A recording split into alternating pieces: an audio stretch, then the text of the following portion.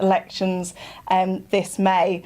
At the Co-operative Party, we are standing hundreds of candidates across the country in local council elections, police and crime commissioner elections, the London Assembly elections, and also mayoral elections as well. We have 8 mayors standing across the country, over 30 police and crime commissioner candidates, and all standing on our cooperative values. And you're going to hear about some of the ideas and some of the policies that we've got to change our communities this evening. But first I want to introduce the panel. They've got an absolutely excellent panel who are involved in the elections. So first to you, Tracy, if you want to introduce yourself. Hello, Emma. Thank you very much for inviting me today. I'm Tracy Brabin, the Mayor of West Yorkshire, and I'm up for election May the 2nd. And David? I'm David Allen. I'm standing with the Police, Fire and Crime Commissioner for Cumbria, again on the elections May the 2nd. Mm-hmm. I'm James Lewis, I'm leader of Leeds City Council, and I'm also up for election on May the 2nd as well. Yes, so good luck to all of you. Thank you. And thank you very much for taking time out from the campaign trail as well to launch with us this evening. But Tracy, I want to start with you. It's been 3 years since you left Westminster and you were elected as Mayor of West Yorkshire, and you represent over 2 million people in West Yorkshire. What's that been like over the last couple of years? Well, it's an extraordinary privilege to be mayor. I mean, it's been very difficult economic climate with lots of chaos at the centre. Rishi's recession, the churn of ministers and prime ministers has been tricky because our relationship is with the centre. But just to your point about having been a member of Parliament for 5 years and seeing really the distress and the suffering so many of our vulnerable, members of society, how they're experiencing life and not being able to do anything about it. But as mayor, being able to really have the power and the money to make change, and as an MP, being able to, complaining about the buses all the time, but as mayor, being able to bring the buses back into public control and to keep fares down with the mayor's fare, the cap £2. Also seeing the cost of living crisis really hitting hard, families and individuals, and being able to allocate £3 million for the Mayor's Cost of Living Fund. And the first 1 million, I thought we'd reach 3,000 people maximum. We've reached 6,000 people with that first £1 million really intervening on warmth, on food and support for mental health and debt advice. So the frustrations of being in opposition, it's very tough being in opposition when there's so much to do, but being able to really, over the last 3 years, hopefully the public will see we've, more jobs, more opportunities, cheaper transport, more skilled workforce, more houses built, affordable homes. But I've only just got going. I feel really frustrated that there's an election because there's so much more to do. Absolutely, and some fantastic achievements there for you to take forward this May as well. And you were one of our first Labour and cooperative mayors, one of the first cohorts. What does being co-op mean to you? What's that cooperative bit mean while you're mayor? Well, I'm really proud to be Labour and cooperative because I've always been a collaborator. I've always been somebody that works cooperatively as a team.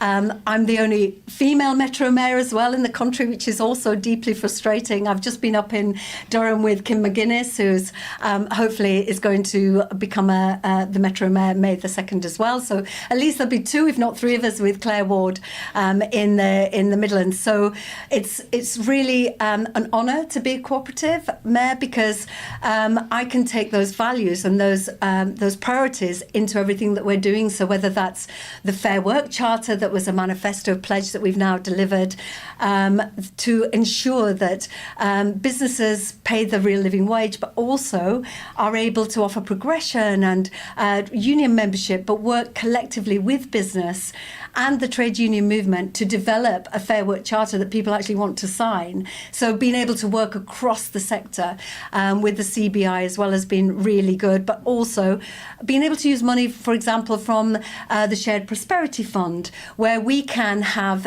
initiatives and we have members of staff that are going to help businesses who want to work in a cooperative way or have, a different sort of business model, because surely those new ways of doing things are where all the great ideas are, those innovations, and where you have a workforce that's really has skin in the game, I think you get better outcomes, and certainly they're more resilient to economic shocks and so on. So it's a real privilege to work collectively, because also, finally, it's not just about me as mayor. I work with brilliant leaders across the whole of West Yorkshire, and you'll hear from one brilliant leader today who's with us. But working, as 5+1, we can get so much more done. Wow, and it's really interesting you've picked up about the economic growth. Obviously, as cooperators, we want to see the growth of our sector and the growth of existing cooperatives, but also creating new cooperatives as well. And in terms of your track record, the programmes that you've brought about in terms of Business for Good and the Fair Work Charter, you have a track record of actually delivering on that already in West Yorkshire. I'm really interested in the Fair Work Charter and what that means in terms of good growth. Can you tell us a little bit more about that Fair Work Charter that you've introduced? So the Fair Work Charter is something that companies can sign up to when they're doing a number of things. So that would be pay the real living wage, as I say, opportunities for progression, flexible working, the ability to be part of a trade union, to be part of a business that has mitigations around the climate emergency and so on. But the way I think we've developed it with that real cooperative approach, having everybody around the table in many meetings, really digging down into what makes a good business, I think we've got a great model, because lots of big business can sign up to that sort of charter because they can pay the real living wage and they can offer progression. But here in West Yorkshire, over 95% of our businesses are SMEs. So they were saying to me, in a cost of living crisis, and when inflation is so high and energy bills are so high, I'm really nervous of signing up to something that's going to tie me down. We were able to work with businesses to help them onto a pathway to being a good business. So we've got 171 signed up so far, which I think is fantastic. And I know there's definitely more to come. And being able to take an approach which is a bit like, come in, the water's lovely, rather than you will do this, more stick than carrot.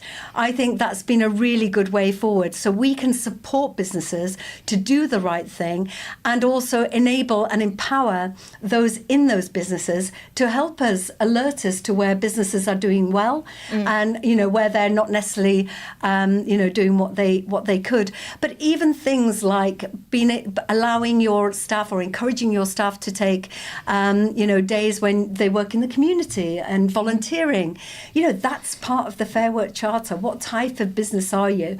And what's really, really powerful from devolution is that we can collaborate across the north as well. So Andy Burnham, Steve Rotherham, they have their own version of the Fair Work Charter. Yep. So we're able to then say bad employers aren't welcome in the north. Because we are all working really hard to elevate and celebrate our good businesses and the way that they work, and they empower their workforce, because it makes sense. It's economically sensible, because then you don't spend a lot of money on recruiting because people feel really valued, and also people are more dedicated to the work that they're doing, so you get better outcomes. So it's actually good for the business. Yep. And a real tangible example of how mayors in the north, you are reshaping our economy, and it's not just about jobs, but it's about good jobs and good work going forward as well, and something that we certainly believe in here at the Co-op Party. You mentioned some of the female candidates that we've got across the country as well, in terms of Claire and Kim in the northeast as well, both standing for the Co-op Party as well. Really pleased to have them. But you were the country's first, and you're the only female Metro mayor, and you've made, tackling violence against women and girls a priority. What difference do you feel you've been able to make, I guess, by yourself, and what you're hoping to do with more female Metro mayors? Well, I think it's been such a privilege, actually, to be the Police and Crime Commissioner as well as the mayor. There's so much opportunity. It's like a Venn diagram of responsibilities, where my responsibility around transport, for example, I can also have interventions around the safety of women on the bus network. So it's a great gift to be able to be the Police and Crime Commissioner. But also, as someone that has experience of sexual violence and one of many millions of women across the country, I was in a great position to be able to introduce change, so that my mission is to make West Yorkshire the safest place to be a woman or a girl. And working with my brilliant Deputy Mayor, Alison Lowe, OBE, together we have, and with the community of activists and a third sector, develop a strategy, working collaboratively and collectively for the safety of women and girls. And we are, I would say, really leading the way on innovations. The first ever stalking advocacy service. Stalking is on the timeline to femicide. Often when there's been a murder of a woman, stalking was an early red flag. If we can stop one woman from being stalked, then hopefully we can make change. We commissioned research on safer parks. We know that as girls grow up, their world becomes smaller. They're stuck in their bedroom, whereas the boys are out playing football because they feel safe in the parks. We are investing in what's called independent sexual violence advisors and domestic violence advisors to ensure that victims feel supported to get the better outcomes that they should have. They should have justice. And also making the nighttime economy safe, so safer spaces. The Ask for Angela programme that many people will know about, that's across West Yorkshire. There's so much that we're doing that is innovative. Using smart water is a perfect example for victims of domestic violence, where there is an exclusion order for the perpetrator. Their DNA water stays on skin and clothes for 3 months. So it gets rid of the he said, she said, that there is evidence that that person broke the order and came into the home or the workplace or whatever. And that's giving a lot of reassurance to survivors of domestic violence and sexual violence. And finally, men are also part of the solution. So our Just Don't campaign, our video that's been watched by many millions on the internet, to try and encourage men to really help us with that sort of street harassment that then can escalate into violence.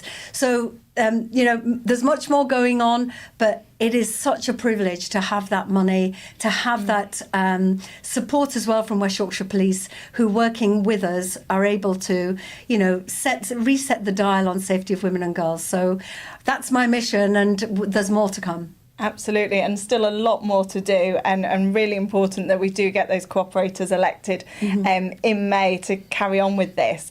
You talked about allies, and I think this is probably a good chance to bring in David here, because David, you've got a background in Europol, Interpol. You've been working for the police for decades before you decided to come over to the political side and stand as Police, Fire and Crime Commissioner. I guess what would your priorities be if you were elected as Crime Commissioner on this agenda? Not dissimilar, to be very honest. No surprise there. Usual ones. I mean, my main priority is to get more police back on the street so we can reduce antisocial behaviour in the town centres. That'll have a knock-on effect in terms of trade within the town centres. Exactly as Tracy said, getting people back into the town centres, but also making them safe, because they're not at the moment. With the lack of police have withdrawn, certainly in Cumbria, and I see the same nationwide, police have withdrawn from contact with our communities. You don't see a police officer now unless they're rushing to, a job. That doesn't make you feel safe. Certainly doesn't make women and girls feel safe. So my priorities are antisocial behaviour, rural crime, getting involved in community action, putting money into those endeavours that get people off the street, get youth engaged in sport, and also tackling violence against women and girls, domestic abuse in particular. I feel very strongly about that. I have a 20-year-old daughter. I want her to have every opportunity that I had and my 23-year-old son has. She shouldn't be afraid to go out into town. Absolutely not. That is one of my key priorities. It was a priority when I was a police officer. I dealt with many, many instances of rape, serious offences against females, and it's not right. We need to up our game on this. We need to make sure that the prosecution's there. The Crown Prosecution Service needs the resources put into it to make sure that we can repair 14 years of damage that have been done to the criminal justice system. The public have very little confidence in the police and the criminal justice system at the moment because it has been broken. My job in Cumbria, and when we get a Labour government, is to make sure that we put that confidence back, put the resources in, and repair the damage that's been done. Absolutely, and obviously very difficult for current police crime commissioners in terms of the cuts that they've experienced over the last few years. Talking about, I guess, what's happening in terms of crime, at the Co-op Party we've campaigned for years around retail crime and the safety of shop workers in particular, and we are coming together today when the Prime Minister has announced that he will eventually introduce a standalone offence of violence against shop workers. A real welcome win for our campaign, but welcome your thoughts really about that. It is welcome. It is overdue. You would think there was an election on the horizon. But it is welcome. You're right, we've all campaigned for this for years. I signed up to it very early on as part of my campaign, and I have campaigned hard and strong in respect of it. Shopkeepers, shop workers should not fear assault. What we have at the moment is, people get assaulted in the shops. We have a very low threshold of £200 before you get prosecuted. That effectively is a shoplifter's charter. The police very rarely turn up to when there's an incident in a shop. That doesn't make people safe. We need to change it entirely. So what's been done today is the first step. What we need is what has been promised when there's a Labour government, which is 13,000 extra police on the street. Bring in more of this sort of legislation. Make sure that it is followed through to prosecution. It is all well and good saying we're going to bring the legislation in at some point. Actually, it needs to be followed through. We need the police on the streets, we need the Crown Prosecution Service in place to follow it through, and then we need to make sure that the offenders are targeted and taken off the street. We can only do that if we have more police presence, and we'd work with the community to identify the individuals who are causing these offences and take them out of the picture. And coming to you, Tracy, because you obviously campaigned with us as an MP on this, and Alex Norris a few years ago introduced his private members bill on this. Just welcome your thoughts on that today, and obviously you will have visited co-op stores and heard firsthand about the impact this is having on shop workers. Yes, I remember actually as a Member of Parliament, Gummersall Co-op was targeted on a number of occasions, and it isn't right that people going to work should then be vulnerable to violent assault from often organised criminals. That we know with the cost of living crisis there will be an element of poverty driving an increase in shoplifting, and obviously we have seen, haven't we, that an increase in baby milk being stolen, but it shouldn't be that you go to work and you should feel vulnerable. So congratulations to the Co-op and all those campaigners for this U-turn from the Prime Minister, but also it's part of a really welcome package about the high street that we've seen towns and villages without a bank, for example, and the proposal from Labour to bring those banking hubs back to our high streets to tackle that antisocial behaviour, and also to open empty shops for community use to bring back those thriving high streets that we know are the beating heart of those towns and villages that we represent. Absolutely, yes. A big thank you to everyone who's campaigned with us on this issue, and we will continue to campaign, particularly with the Police and Crime Commissioner elections coming up as well. And you just mentioned the high streets, which is an opportunity for me to introduce James Lewis, a leader of Leeds City Council, facing election yourself as well. And I don't know whether I should embarrass you about how long you've been on the council. I was first elected in 2003, straight out of primary school. Youngest councillor ever at the time. But yeah, I've been a councillor for 21 years, and I've seen, first of all, the impact that the last Labour government made on the resources that came into things, not just things like policing and core public services like education and health, but also the money that came into regeneration of all our towns and villages. My council ward is ex-mining villages, and we saw resources coming into community community facilities, to physical regeneration of areas, to putting in community spirit back after the stuffing had been knocked out when the mines closed. And we saw that money coming in and making a difference, and it's all gone in the last 14 years. And it is so important that we're able to do that, and we're able to support things like community spaces, which can provide such a lot of support for people. We've tried to use everything we can as a council on things like warm spaces, during the cost of living crisis, so people have got somewhere to go, don't have to sit at home all day with the heating on if they can't afford it, to provide food and support for people like that. It is so important, and actually having that comprehensive approach to regeneration, not just one-off beauty contests where people compete for relatively small pots of money, but that sustained investment in our communities, in the things that councils and government can do, and then that leads to communities coming together and doing a lot more for themselves. It is really important that we look at how we can do that. We do what we can as a council in Leeds around things like that. We've got a really strong network of community committees, but like every council, we've been devastated by austerity. We've had £2.7 billion taken away since 2010 in funding for local services, and it is, we're always been innovative about how we can do more with the resources we've got, and it's really good to hear the Labour Party committing to investing in our high streets and our communities, and in a sprawling and diverse council like Leeds, that's really important. Yes, and obviously the Labour launched its 5-point plan for high streets today, which included many of our cooperative ideas around giving more rights to community, about buying empty shops, around sort of antisocial behaviour, but also the banking hubs and ideas like that as well. Just in terms of the support the council does give, your council is very involved with the Co-op Party campaign on Household Support Fund, when we were very concerned it was going to come to an end last month. Can you just tell me a little bit about that and some of the work that you are doing around the cost of living crisis? Yeah, we were really pleased to bring a motion to one of our full council meetings calling for the Household Support Fund to be retained.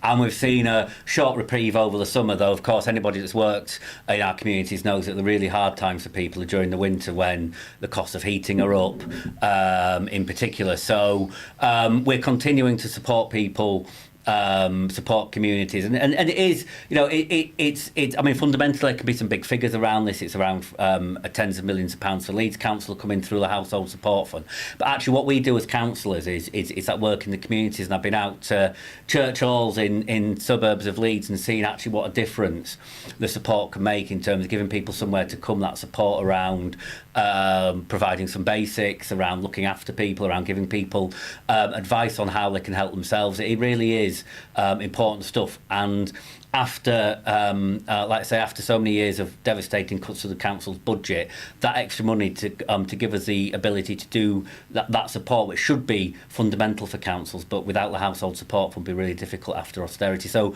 we were really pleased to support the campaign, and along with I know dozens of other Labour-run councils passed the motion in favour of retaining a household support fund. I hope it had some impact on the government, but it is, at the moment, it still just feels like a sticking plaster, 6 months at a time, continuation of funding. Actually, we need that proper sustained support for communities. All the money we get goes straight into supporting communities, supporting charities, local organisations, to help people, and it is so important that we can continue that.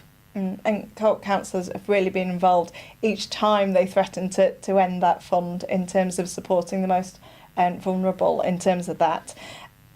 James, Leeds is the second biggest council in the country. How important are these local elections to you, and I guess those conversations with the public about the future of Leeds? We are the second biggest council in the country. One third of our councillors are up for election this year, and it's so important in a number of ways. It's about making sure we've got a strong Labour majority in the council chamber, so on things like the Household Support Fund, and things like that, we've got that strong voice there.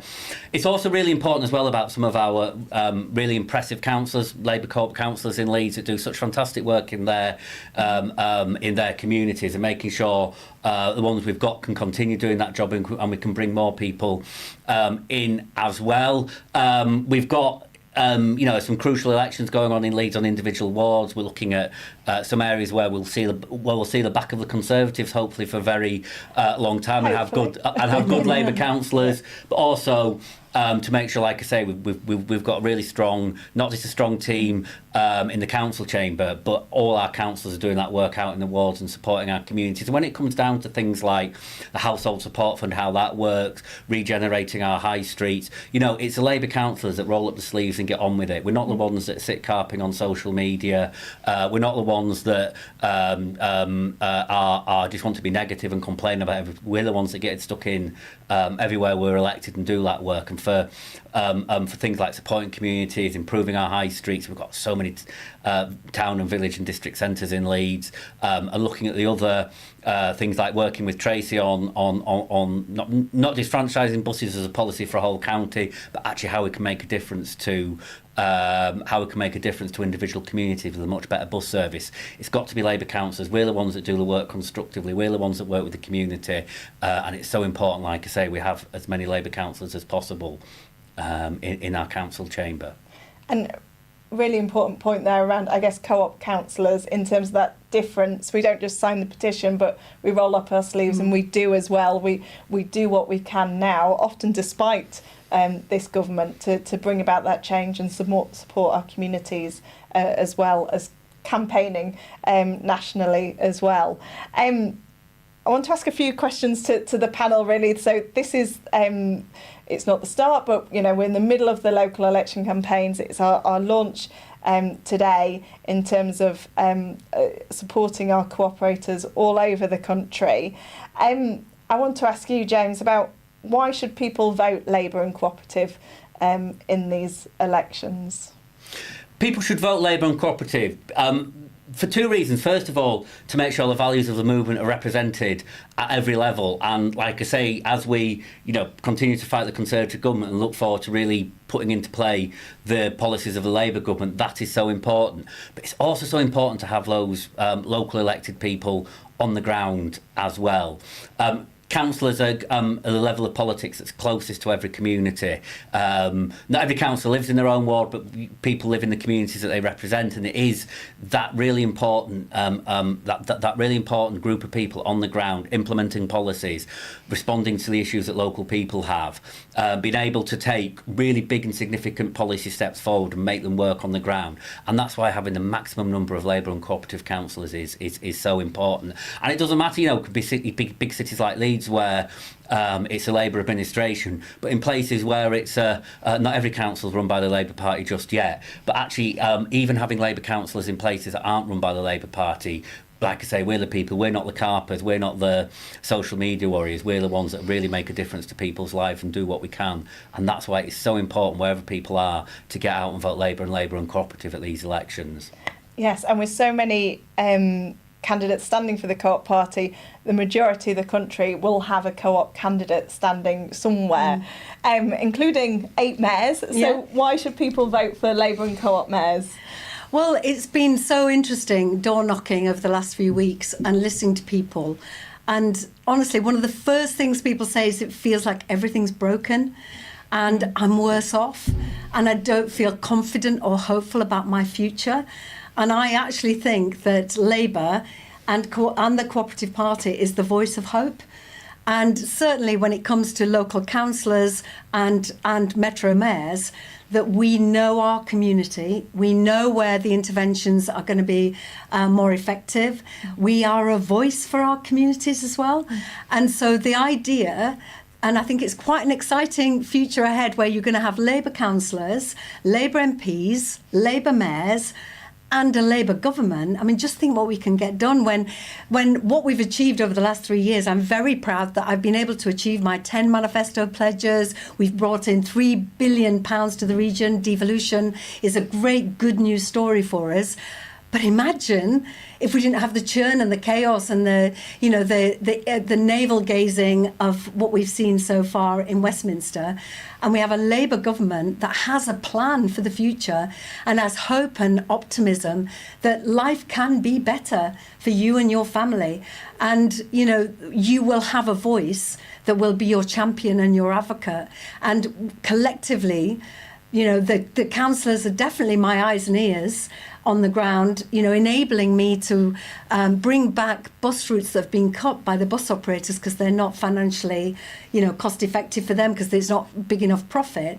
Councillors lobbying me and saying, Tracy, we need it because this route is so important because it's to the local hospital or it's to the local school. We need this route, and I've been able to intervene and bring back that socially, needed route that is not going to be cost effective for a bus company. So working together collectively, I just think the future is so bright for West Yorkshire, and just really encourage everybody to, come with us. This is going to be an extraordinary adventure after 14 years of mayhem, self-absorption from the centre, disasters, spiking in energy costs, Liz Truss tanking the economy, to have Rachel Reeves, who is somebody I admire enormously, leading, as the first female Chancellor of the Exchequer, working with, Keir and Yvette and some fantastic politicians, and across the North collaboratively as mayors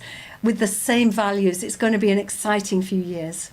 Absolutely, a real stark contrast to the chaos that we're seeing in Westminster at the moment under this government, and that opportunity of real devolution, not just bidding for things and this lottery in terms of what we've got now, but actually real devolution and power to our communities going forward as well. And that's why I've been fighting really hard for that single settlement and further devolution. We were able to negotiate what's called the level 4 devolution deal, but it just means a more consolidated funding, so you don't have to keep bidding into beauty contests. But we can go further. Greater Manchester have that trailblazer status, and so does West Midlands. We are ready for it. We're mature enough. So that's hopefully what a Labour government will give us as well, that autonomy, that single funding pot where we can just get on and deliver. Yeah, and trusting areas to know best and to deliver for their communities as well. And David, from that Police and Crime Commissioner perspective, why should people vote for all our amazing co-op candidates? Well, if you want a plan, there's one reason, but actually having that plan and the willingness to take it forward. The last 14 years, Cumbria is a good example. We've been completely left behind, as has a lot of the north. What we've seen is just the closure of police stations. So Cumbria alone, which was, is an incredibly rural area, 16 police stations have been closed in the last 14 years. We've seen a 25% reduction in the civilian staff, so the police officers who were on the front line are now actually working in the control room or front desks of police stations rather than being out on the street. What we have is actually a plan, backed up by Labour and the Co-operative Party with its 5 missions, and when they get into power, we'll be able to bring that in. But in the meantime, if I'm lucky enough to be elected on May the 2nd, I can start the work ahead of the general election, whenever that may be, whenever Risha's brave enough to actually do it. We're looking in Cumbria, we have an opportunity to effectively make most of Cumbria Labour and cooperative, without a shadow of a doubt, which is the first time in living memory. If we can do that, the change, exactly as both Tracy and James said, the change that we can make is incalculable. We have in North Cumbria, in Cumberland, we have a Labour local authority. If we have at least 4 Labour MPs and sat in the middle, me as a Police, Fire and Crime Commissioner, as Labour and cooperative, the difference we can make to people's lives, and as James has said, we actually roll our sleeves up and get on with it. We're not parachuted in from outside.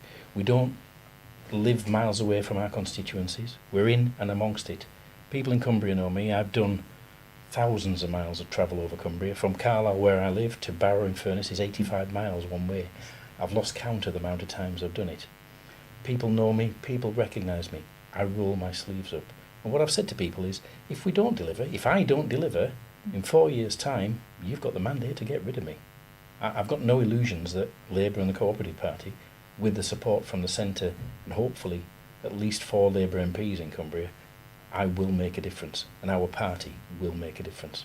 Absolutely, and on some of those issues that we've campaigned on as well, so we've spoken about shop worker violence, but also issues like modern slavery as well. There's a lot that comes under the Police and Crime Commissioner remit with regards to that. There is, Cumbria is not immune to that. I dealt with that back in my days of when I used to run the Europol Bureau in The Hague, and when I came back and ran the Interpol and Europol in the UK. Modern slavery was a growing issue. people trafficking that sits behind it is a shockingly dreadful crime. But what we're now seeing is places like Cumbria, which are seen as, out of the way, Sleepy Hollows. No, they're not immune to it. There has been prosecutions in recent years, a lot of it in, sort of car wash areas and that sort of thing. I now work in the NHS. We're now seeing modern slavery creeping in, or trying to creep in, to the NHS. We have seen recently where organised crime gangs are bringing people in, they're falsifying all of their qualifications, and we're trying to get them in at low level into the NHS as healthcare or trainee nurses. We've been able to tackle them and deal with them. We work really, really closely with the likes of the National Crime Agency, local police, and our own counter-fraud, but it is a growing trend that we're seeing. I, for one, luckily, I understand it. I was able to work with our authorities to stop it, nip it in the bud in our local NHS, but it is a worrying trend. Goodness. And yeah, obviously a lot to do, and that's really worrying to hear about that.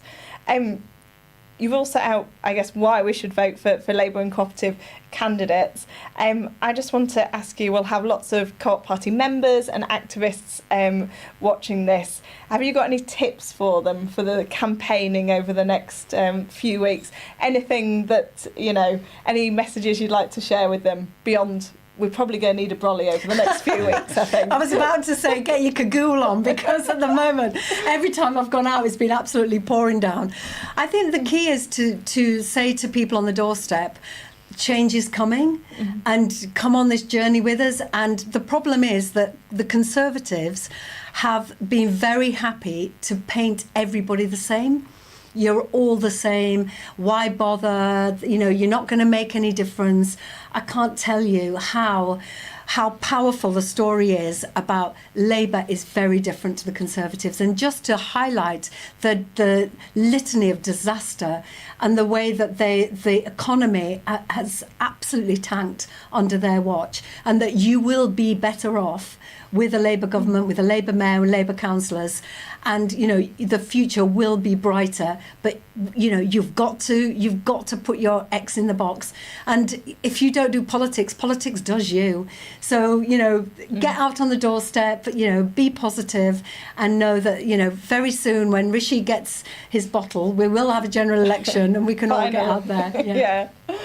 Dave. So for me, it's not a dissimilar tale. I've been knocking on doors since March last year. The amount of people that say they're disenfranchised, that is the one thing that the Tories have done well. They have disenfranchised an entire generation of voters. Our job, my job, when I'm on the door, is to convince them to get out and vote. Are you better off in the last 14 years? Actually, even in the last year? No. Do something about it. Put your cross in the right place. I'll make sure you've got more police on the street. I'll make sure it's safe for you to go out. I'll restore the trust and confidence in your town centres. It's safe to go there. I can't do that unless you vote me in, unless you elect me.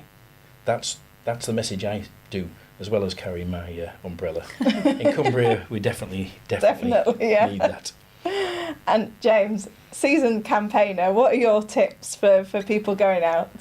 I think it's really important, as Tracy says, we've got to stay positive about the change we can bring. We've got, in Leeds and West Yorkshire, we've got so many positive things we can talk about. We've done, whether it's Tracy bringing the buses back into public control, and that touches nearly everywhere in West Yorkshire. As a council, we're still doing so much work to support people.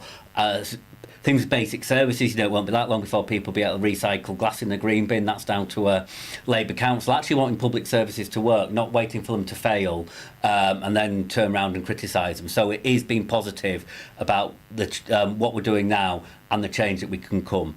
The Conservatives are like everybody to believe that nothing can ever change. We're in decline. I don't know whose fault it is this week, but they certainly don't want them to blame them, but they don't want people to believe that things can change after an election. And actually, after 14 years, they've gone out to prove that they can't work. It's going out to say that we can make a difference, and we are positive about the change we can make. We're realistic about the challenge. We're not going to make promises we're not going to keep.